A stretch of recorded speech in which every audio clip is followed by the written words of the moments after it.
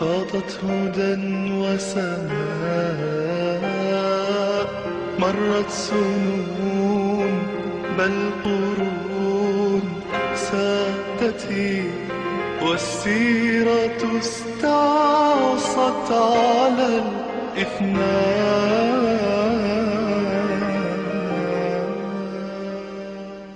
بسم الله الرحمن الرحيم، والحمد لله رب العالمين، والصلاة والسلام على سيدنا محمد النبي الكريم وعلى آله وأصحابه أجمعين. أهلا بكم ومرحبا مع برنامجنا المبدعون. في هذا البرنامج نستعرض شخصيات تاريخية شهيرة من تاريخ الإسلام استطاعت أن تبدع وتصل إلى العظمة وتضيف جديدا للأمة بل للحضارة، ونحاول ليس فقط أن نتعرف على قصتها وسيرتها ومواقفها، وإنما أيضا نحاول أن نتعرف عن سر أو أكثر من أسرار عظمتها. وأسرار العظمة والإبداع كثيرة تحدثت عنها في الحلقة الأولى، وفي كل حلقة أركز حسب شخصيتنا على سر أو أكثر من هذه الأسرار. من هذه الأسماء العظيمة شخصية رائعة جدا هو الإمام الجليل العظيم عبد الرحمن ابن عمرو الأوزاعي. أهل لبنان بالذات يشعرون بفخر شديد لأن الأوزاعي هو إمامهم وهو علم من أعلامهم، لكن يحق للأمة كلها أن تفخر بهذه الشخصية العظيمة التي ولدت في بعلبك ونشأت في البقاع. ولد يتيما رحمه الله تعالى، يتيما. أنا عندما أزور دور الأيتام للأسف أجد ظاهرة أحيانا أنا أعتبرها ظاهرة سيئة، أنهم يعتبرون الأيتام هؤلاء مساكين وضعاف، وحتى لما يسوون فيلم إعلامي عن البرنامج الجمعية ولا كذا يعني يركزوا على الجانب المأساوي. ليش؟ هل تعلموا أن كثير من الأيتام كان سر عظمتهم هو هذا اليتم المبكر؟ اليتم المبكر هذا خاصة إذا كان يتم الأب، وعادة إذا قيل يتيم يقصد به يتيم الأب. إذا هذا اليتم المبكر يجعل الإنسان يتحمل المسؤولية مبكرا في حياته. هذا التحمل في المسؤولية تصقل شخصيته وتجعل معطاء يتحمل إدارة نفسه.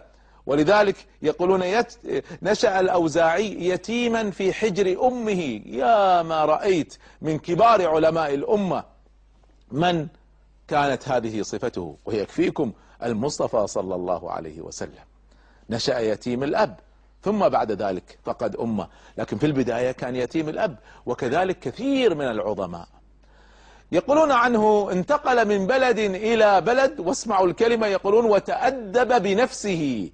تأدب بنفسه، اعتمد على نفسه. يقول ابن كثير الإمام العظيم المؤرخ الشهير، يقول لم يكن في أبناء الملوك، اسمعوا، لم يكن في أبناء الملوك والخلفاء والوزراء والتجار والعلماء وغيرهم أعقل من الإمام الأوزاعي، ولا أكثر أدبا ولا أورع ولا أعلم ولا أفصح ولا أوقر ولا أحلم ولا أكثر صمتا منه. ما تكلم بكلمة إلا تعين، يعني وجب على السامع من جلسائه أن يكتبها عنه من حسنها. عجيب، استطاع كلها أن يفعل كل هذا ويصل إلى كل هذا.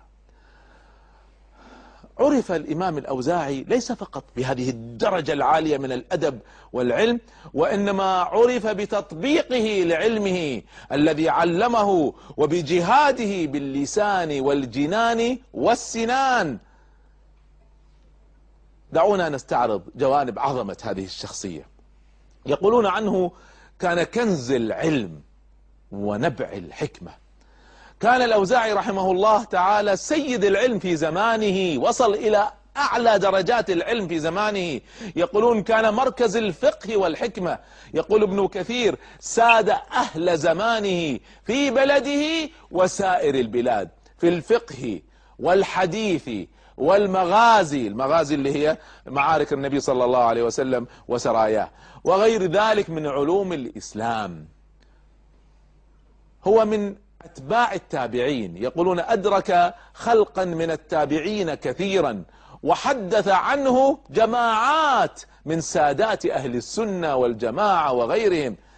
من تلاميذه ممن حدث عنه وروى عنه الإمام مالك بن أنس والإمام الثوري والزهري حدث عنه وهو أيضا كان شيخا له. فكان هذه أيضا ظاهرة نجدها، أن واحد منهم يتعلم من الآخر، فهذا شيخ هذا وهذا شيخ هذا. وأثنى عليه أكثر من واحد من أئمة المسلمين، وأجمع المسلمون على عدالته وإمامته وفضله. كان إماما يقتدى به، منبعا صافيا يستقى منه العلم والعمل معا. قال الإمام مالك تعلم منه كذلك وأيضا أفاده. يقول الإمام مالك: كان الأوزاعي إماما يقتدى به. ويقول عنه سفيان بن عيينة أيضا من كبار العلماء: كان الأوزاعي إمام أهل زمانه، وكان الأئمة والعلماء يكبرونه ويجلونه أيما إجلال فيما بينهم. يروي ابن كثير هذه القصة، يقول: حج الأوزاعي مرة فدخل مكة، سمع بعض العلماء اللي كانوا في مكة في ذلك الوقت من مجيئه، فخرج كبار العلماء، فكان سفيان الثوري لما نقول سفيان الثوري نتكلم عن واحد منزلته لا تقل عن الأئمة الأربعة. يقولون: فوصل إليه ووصل مالك بن أنس، فكان سفيان الثوري ماسك جمل يقود من الأمام، ومالك بن أنس يسوق الجمل من الوراء، ودخل المدينة ومكة ودخل بهذه الصورة. يقول: والإمام الثوري ينادي في الناس: افسحوا للشيخ، حتى أجلساه عند الكعبة وجلس. شوفوا الآن من يجلس؟ الإمام مالك والإمام الثوري جلس بين يديه يأخذان عنه العلم، يتعلمون منه. متخيلين درجة العلم التي وصل إليها هذا الإمام؟